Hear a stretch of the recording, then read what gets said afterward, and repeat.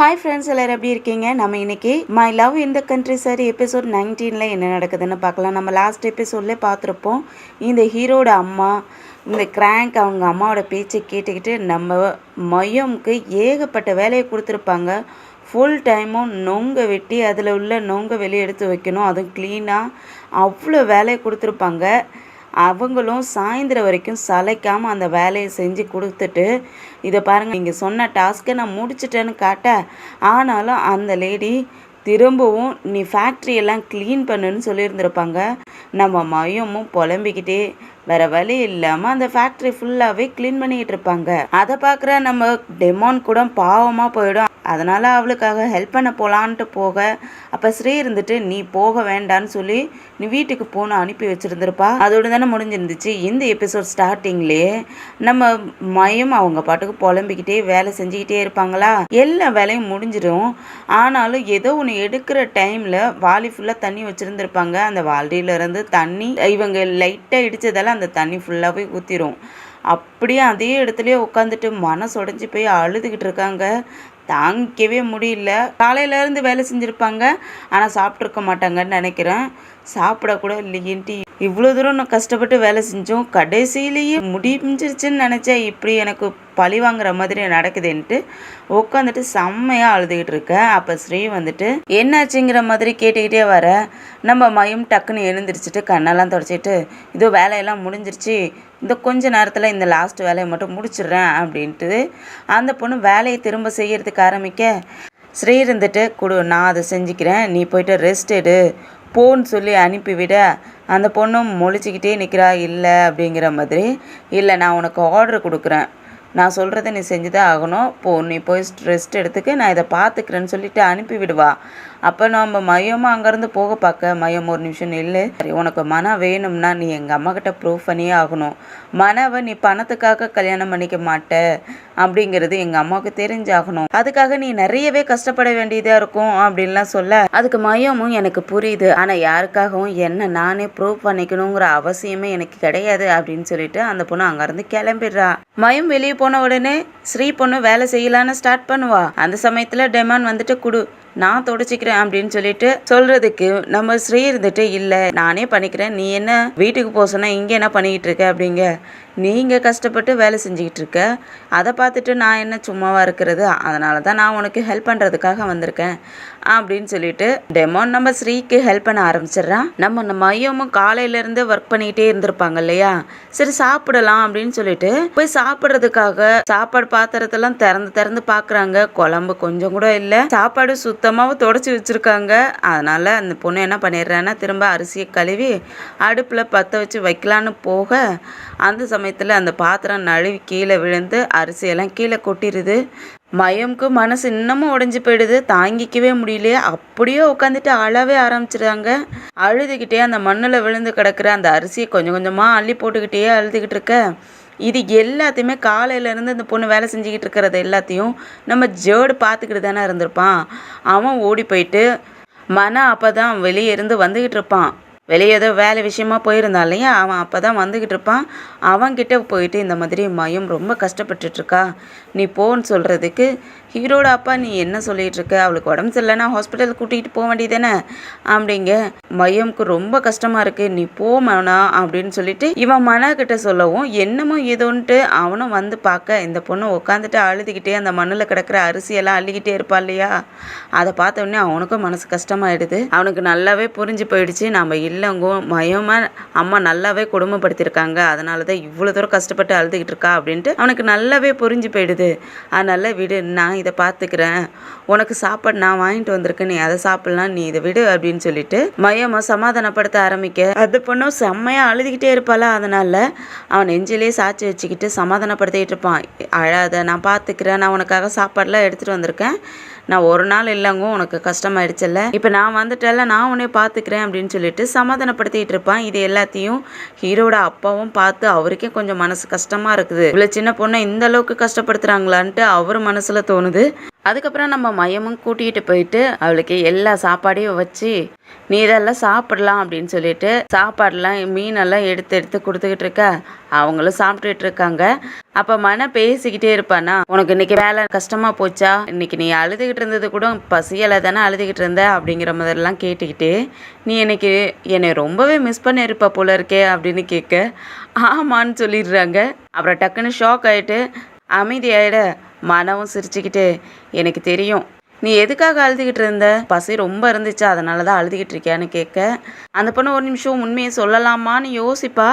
அதுக்கப்புறம் இல்லை அப்படின்ட்டு, ஆமாம் பசியில் தான் கஷ்டமாயிடுச்சு அதனால தான் அழுதுட்டேங்கிற மாதிரி சொல்ல, எனக்கு தெரியும் நீ பசியாலலாம் அழலை, எங்கள் அம்மா உனக்கு ஓவராக வேலை கொடுத்துருக்காங்க, அதனால உனக்கு கை கால்லாம் செம்மையாக வலிக்குது இல்லை, அதனால தானே அழற, நீ கவலைப்படாத நான் பார்த்துக்கிறேன் அப்படின்னு சொல்ல, இல்லை அதெல்லாம் ஒன்றும் தேவையில்லை, நான் ஒரு ஒர்க்கர் தானே, என்னுடைய பாஸ் என்ன சொல்கிறாங்களோ அதை நான் செஞ்சு தானே ஆகணும் அப்படிங்கிற மாதிரி சொல்லிக்கிட்டு இருக்கா.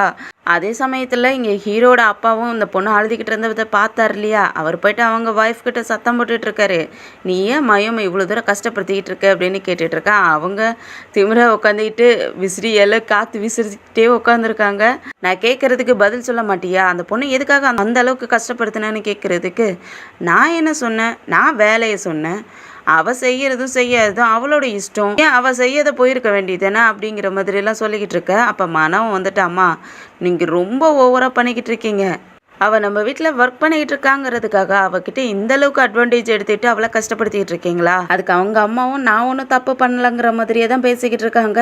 மனவும் கோவப்பட்டு அவங்கள செம்மையை திட்டி விட்டுட்டு அங்கேருந்து போயிடுறான். அடுத்த நாள் காலையிலேயே நம்ம மையும் வழக்கம் போல் அவங்க வேலையை ஆரம்பிச்சிடுறாங்க. வழக்கம் போல் ஃபேக்ட்ரியில் வந்து கட்டையெல்லாம் வெட்டி போட்டுக்கிட்டு இருக்காங்க.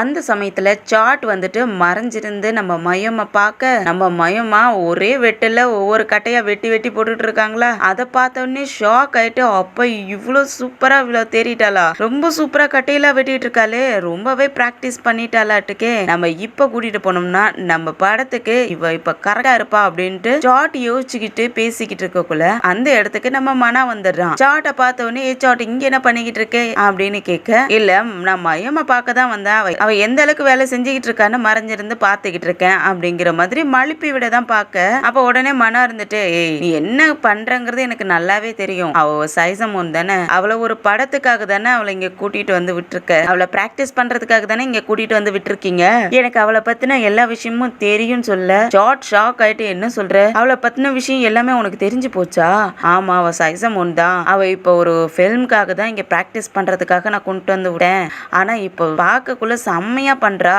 அவ இப்ப நல்லாவே தேறிட்டா, அவளை பார்க்க அப்படியே கண்ட்ரி கேர்ள் மாதிரி இருக்கா, அவளை நான் கூட்டிட்டு போறேன் அப்படின்னு சொன்ன உடனே மனாவுக்கு ஷாக் ஆயிடுது. ஏன்னா மயம் கொஞ்ச நாளைக்கு இங்கதான் இருக்க போறாங்கன்னு நினைச்சுக்கிட்டு மன வந்து மயம் கிட்ட ஐ லவ் யூ சொல்லிட்டு நீ எனக்கு ஆன்சர் பண்ணுன்னு கேட்டுக்கிட்டு, ஆனா டைமும் கொடுத்துருப்பான், நீ டைம் எடுத்துக்கோ யோசிச்சு எனக்கு பதில் சொல்லு அப்படின்னு சொல்லிட்டு, அதனால நம்ம மயமும் இன்னும் டைம் எடுத்துக்கிட்டே இருக்காங்க. ஆனா அவங்க மனசுல இருக்கிற விஷயத்த சொல்லவே இல்லை இல்லையா, அதனால இன்னும் அவ நம்ம கிட்ட லவ் கூட ஒத்துக்கலையே, அதனால அதுக்குள்ள சாட் இங்க இருந்து கூட்டிட்டு போயிட்டானா என்ன பண்றது அப்படின்னு உடனே மன இருந்துட்டு, இன்னும் 1 மாசம் வரைக்கும் நான் அவளுக்கு பிராக்டிஸ் கொடுக்குறேன், அவ இன்னும் தேறி வரல அப்படிங்கிற மாதிரி சொல்ல, ஏய் நான் தான் கண்ணாலே பாக்குறேனேப்பா, என்னம்மா கட்டையை வெட்டுறா, செம்ம அழகா கச்ச கச்சக்குன்னு வெட்டிக்கிட்டு இருக்கா, நீ எப்படி அவ இன்னும் பிராக்டிஸ் ஆகல, இன்னும் 1 மாசம் வேணும் அப்படின்னு கேக்குற அப்படிங்க.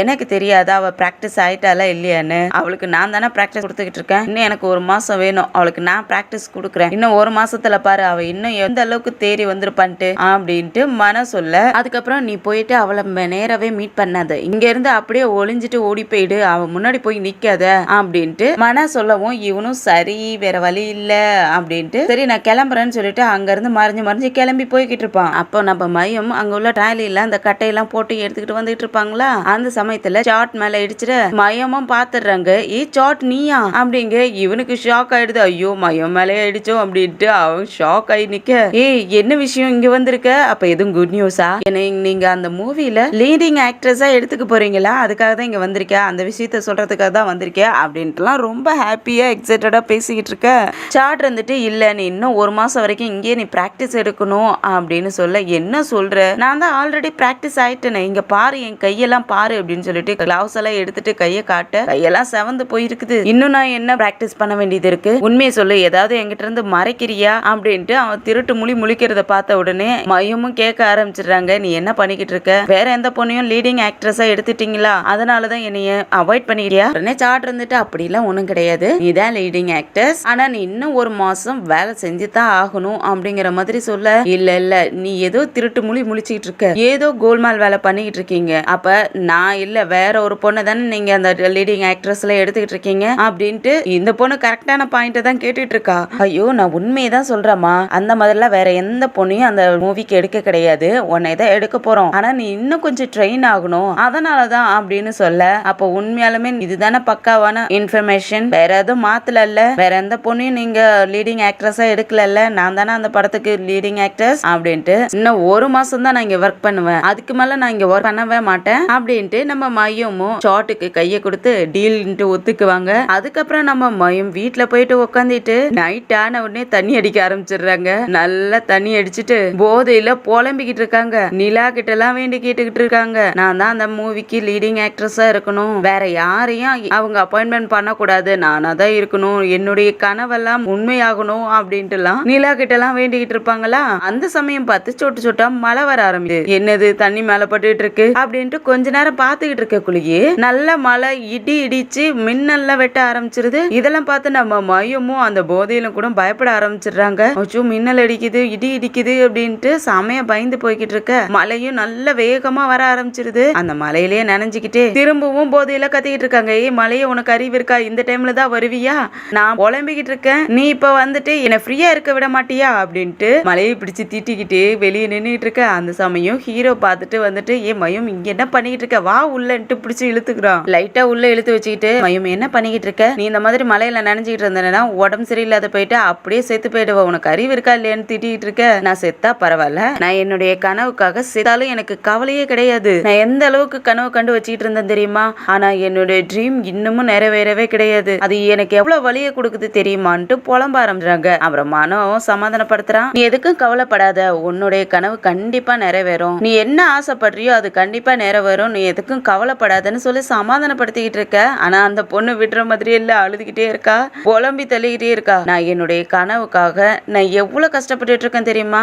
ஆனா இன்னமும் என் கனவு நிறைவேறவே இல்லை இங்க என்னால இருக்கவும் முடியல நான் அவ்வளவு கஷ்டப்பட்டு இருக்கேன் அப்படின்னு சொல்ல உடனே மனவும் அவங்க கையை பிடிச்சுக்கிட்டு மயம் நீங்க இருக்கிறதுக்கு உனக்கு கஷ்டமா இருக்கா நீங்க இருந்து போகணும்னு நினைக்கிறியான்னு கேட்க ஆமா உங்க வீட்டுல என்னை எவ்வளவு தூரம் அசிங்கப்படுத்துறாங்கன்னு உனக்கு தெரியுமா உங்க அம்மா ஸ்ரீ அதுக்கப்புறம் உன்னுடைய ஃபியூச்சர் பிரைடு அந்த கிராங் என்னை ரொம்பவே கஷ்டப்படுத்துறாங்க இன்சல்ட் பண்றாங்க அசிங்கமா இருக்குது அவங்க என்னை ஒரு மனுஷியா கூட மதிக்க மாட்டேங்கிறாங்க என்னை அவ்வளவு தூரம் கஷ்டப்படுத்துறாங்க எனக்கும் இவங்க கூட போராடி நானும் டயர்ட் ஆயிட்டேன் அப்படின்ட்டு இந்த பொண்ணு புலம்ப ஆரம்பிக்க மயம் நீ எனக்காக 1 மாசம் மட்டும் இங்கேயே இருக்க முடியுமா ஜஸ்ட் 1 மந்த் மட்டும் நீ இங்க இரு அப்படின்னு சொல்ல நம்ம மையமும் உனக்காக 1 மந்த் நான் இங்க இருக்கேன் ஆனா நீ அந்த 1 மாசமும் நீ என்னை ப்ரொடெக்ட் பண்ணிக்கிட்டே இருக்கணும் அப்படிங்க கண்டிப்பா உன்னை நான் ப்ரொடெக்ட் பண்ணுவேன் நீ எதுக்கும் கவலைப்படாத அப்படின்னு சொல்ல ஒருவேளை நீ என்னை ப்ரொடெக்ட் பண்றதுக்காக பணம் எதுவும் கேட்பியா அப்படிங்க இல்ல நான் உங்ககிட்ட பணம்லாம் கேட்க மாட்டேன் நான் உனக்கு என்னுடைய லவ் எக்ஸ்பிரஸ் பண்ணிருக்கேன் ஆனா நீ இப்ப வரைக்கும் எனக்கு ஆன்சர் பண்ணவே இல்ல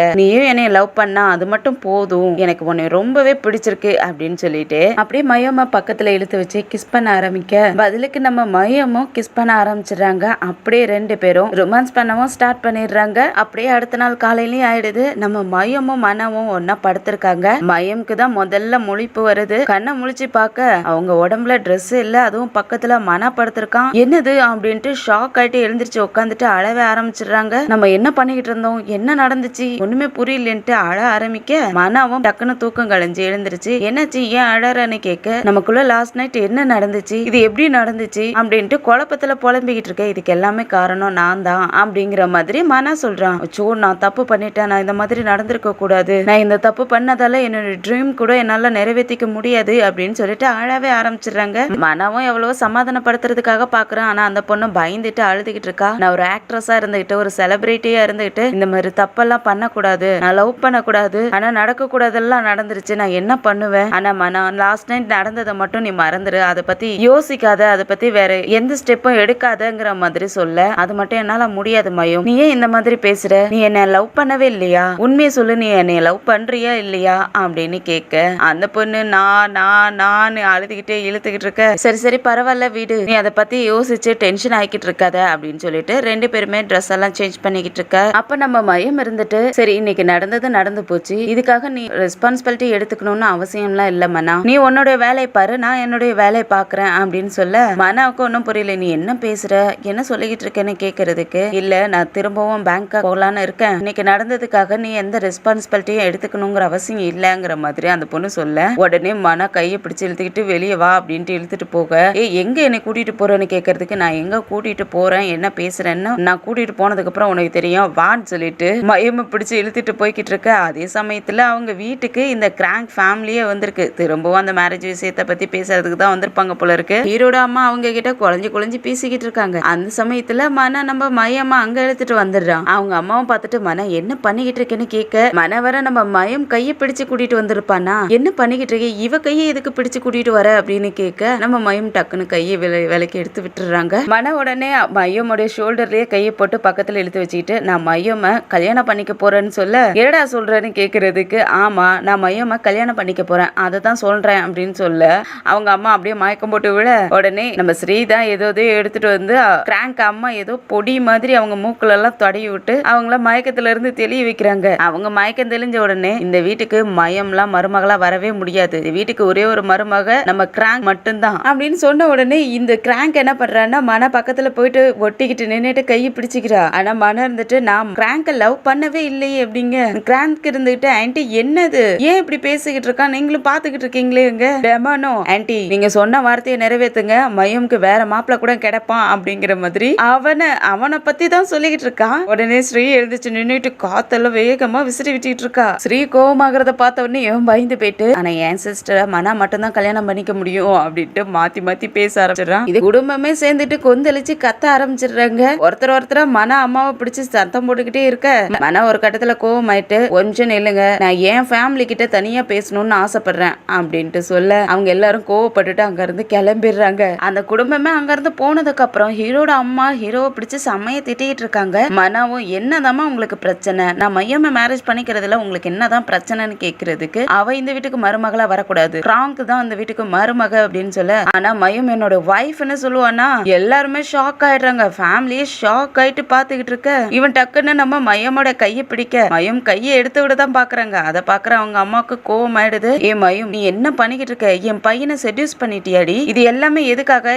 எங்க கிட்ட இருக்கிற சொத்துக்காக தானே அப்படின்ட்டு மனவ நம்ம மயம் வந்து பணத்துக்காக தான் லவ் பண்றாங்கங்கிற மாதிரி அசிங்கப்படுத்தி பேச, மயம் மனசுக்குள்ளே நினைச்சுக்கிறாங்க, உங்களை விடையும் பல மடங்கு நான் பணக்காரி, நீங்க என்கிட்ட இந்த பணத்தை பத்தி பேசுறீங்களா அப்படிங்கிற மாதிரி மனசுக்குள்ளேயே நினைச்சுக்கிட்டு பாத்துக்கிட்டு இருக்க. ஹீரோவும், ஏமா என்னையே இவ்வளவு அசிங்கப்படுத்துறீங்க, மயம் ஒன்னும் என் பின்னாடி சுத்திக்கிட்டே இருக்கல, நான் தான் அவன் பின்னாடி சுத்திக்கிட்டு இருக்கேன், அவளை நான் தான் லவ் பண்றேன் அப்படின்னு சொல்ல, என்ன லவ் பண்றியா அப்படின்ட்டு அவங்களுக்கு திரும்பவும் மயக்க வர மாதிரி ஆயிடுது. அப்படியே உட்காந்துக்கிறாங்க, திட்டிக்கிட்டு இருக்காங்க. இவ என் பையனை செடியூஸ் பண்ணிட்டா அப்படின்ட்டுலாம் சமைய திட்டிட்டு இருப்பாங்களா. மயமும் கையை பிடிச்சிக்கிட்டு இருந்தாங்க இல்லையா, டக்குன்னு எடுத்து விட்டுட்டு மயம் பேச ஆரம்பிச்சிடுறாங்க. நீங்க என்ன நினைச்சுக்கிட்டு இருக்கீங்க, நான் உங்க பையனை செடியூஸ் பண்ணிட்டேன் அப்படின்ட்டு தானே இவ்வளவு தூரம் கேவலமா பேசிக்கிட்டு இருக்கீங்க அப்படின்னு கேட்க, ஆமா நீ என்ன என்கிட்டயே எகுத்து பேசிக்கிட்டு இருக்க, நீ இங்க ஒரு ஒர்க்கர் மட்டும்தான், நீ யாரு என்ன எப்படி ஆளு எதுவுமே தெரியாது, உனக்குன்னு என்ன பேக்ரவுண்ட் இருக்கு, அவன் கிராங்க கல்யாணம் பண்ணிக்கிட்டா மட்டும்தான் சந்தோஷமா வாழ முடியும், இந்த வீட்டுக்கு கிராங்க் மட்டும்தான் மருமக, உனக்கு அதுக்கு என்ன தகுதி இருக்கு, நீ என் பையனை லவ் பண்றன்னு நடிச்சுக்கிட்டு இருக்க, இது எல்லாமே எங்க வீட்டு பணத்துக்காக தானே ஆசைப்பட்டுட்டு இதெல்லாம் பண்ணிக்கிட்டு இருக்க அப்படிங்கிற மாதிரி சொல்ல, அப்பனா நீங்க உண்மையான லவ்வுக்காகலாம் நீங்க கவலைப்படல, உங்களுடைய பணத்தை தான் எக்ஸ்சேஞ்ச் பண்ணிக்க போறீங்க அப்படிதானே, அப்ப உங்க பையனுடைய லவ் எல்லாம் நீங்க மதிக்க போறது இல்லல்ல அப்படின்ட்டு, நான் ஒரு ஒர்க்கருங்கிறதுக்காக தான் நீங்க என்னைய உங்க மருமகளை ஏத்துக்கிறதுக்கு உங்களுக்கு கஷ்டமா இருக்கு அவ்வளவுதானு கேட்க, ஆமா உங்ககிட்ட என்ன இருக்கு, பணம் இருக்கா அப்படின்ட்டு மயம திட்டிக்கிட்டே இருக்க. இடையில மனவும் மயம் யாருன்னா அப்படின்ட்டு சொல்ல வருவான், நீ வாய மூடுறா அப்படின்ட்டு இன்னமும் மயம இந்த லேடி திட்டிக்கிட்டே இருப்பாங்க. உங்களுக்கு அப்படி என்னதான் பிரச்சனை, பணம் தான் பிரச்சனையான்னு கேட்க, ஆமா உங்ககிட்ட என்ன பணம் இருக்குது, நீயே ஒரு பிச்சைக்காரி தானே, நீயே இங்க வேலை தேடி வந்திருக்க, நீ பணத்துக்காக அலையிறவ தானே அப்படின்ட்டு, என் பையன் கூட படுத்ததுக்காக ஒரு ஒன் நைட் ஸ்டாண்ட்காக நான் உனக்குன்னு ஒரு அமௌண்ட் போட்டு கொடுத்துட்றேன் அப்படின்ட்டு மனவையும் நம்ம மயமையும் செம்மையா அசிங்கப்படுத்துற மாதிரி பேச, மயம்க்குலாம் அப்படியே முகமே செவந்து போயிடுது கோவத்துல. மனவும் என்னமா இப்படி பேசுறீங்கிறதுக்கு, அவங்க அதெல்லாம் கண்டுக்காமல் மையமே பார்த்துக்கிட்டு இருக்க. மையமோ இந்த மாதிரி எங்களை கேவலமாக பேசிட்டீங்கல்ல, நான் உங்களை மையம் தான் இந்த வீட்டுக்கு மருமக, மையம் தான் என் பையனை கல்யாணம் பண்ணிக்கணும், மையம் தான் என் மருமகன்னு உங்களையே நான் சொல்ல வைக்கிறேன்னா இல்லையேன்னு பாருங்க அப்படின்ட்டு 2 பேத்துக்கும் ஒரு மாதிரி போட்டியே உருவாயிடுது. நீயா நானாங்கிற மாதிரி 2 பேரும் போட்டி போட்டுக்கிட்டு நின்றுட்டு இருக்காங்க. அதுக்கப்புறம் நம்ம மையம் அவங்க ரூமுக்கு போயிட்டு என்ன பண்ணலாம், இந்த ஆன்ட்டியை எப்படி நம்ம பக்கம் பேச வைக்கிறது, அவங்க நம்மள மையம் தான் என்னுடைய மருமகன்னு சொல்ல வைக்கணுமே, அதுக்கு என்ன பண்ணலான்னு யோசிச்சுக்கிட்டு இருக்க. அங்கே ஸ்கிரிப்ட் புக் இருக்கு இல்லையா, அதை பார்க்குறாங்க. அதை வச்சு ஏதாவது ட்ரை பண்ணலாம் அப்படின்னு சொல்லிட்டு அந்த புக்கெல்லாம் ஓப்பன் பண்ணி படித்து பார்க்குறாங்க. அதில் க்ளூ அவங்களுக்கு கிடைச்சிருக்கும் போல இருக்குது. அதெல்லாம் யோசிச்சுக்கிட்டு நமக்கு ஒரு க்ளூ கிடச்சிருச்சு, நம்ம இதுபடி இனிமேல் நடக்கலாம் அப்படின்ட்டு யோசிச்சுக்கிட்டு இருக்காங்க. அதோடு தான் இந்த எபிசோடு முடியுது. அடுத்த எபிசோட்லேருந்து திரும்பவும் காமெடியெல்லாம் ஸ்டார்ட் ஆகிடுது. ஸோ மிஸ் பண்ணாத பாருங்கள். இந்த வீடியோ பிடிச்சிருந்துச்சுன்னா லைக் பண்ணுங்கள், உங்கள் ஃப்ரெண்ட்ஸ் அண்ட் ஃபேமிலிக்கு ஷேர் பண்ணுங்கள். அப்படியே நம்ம சேனலை சப்ஸ்கிரைப் பண்ணி பெல் ஐக்கனை கிளிக் பண்ணி வச்சுக்கோங்க அடுத்தடுத்த எபிசோட் நோட்டிஃபிகேஷனுக்காக. அடுத்த எபிசோடில் சந்திக்கிற வரைக்கும் பாய் அண்ட் தேங்க்யூ.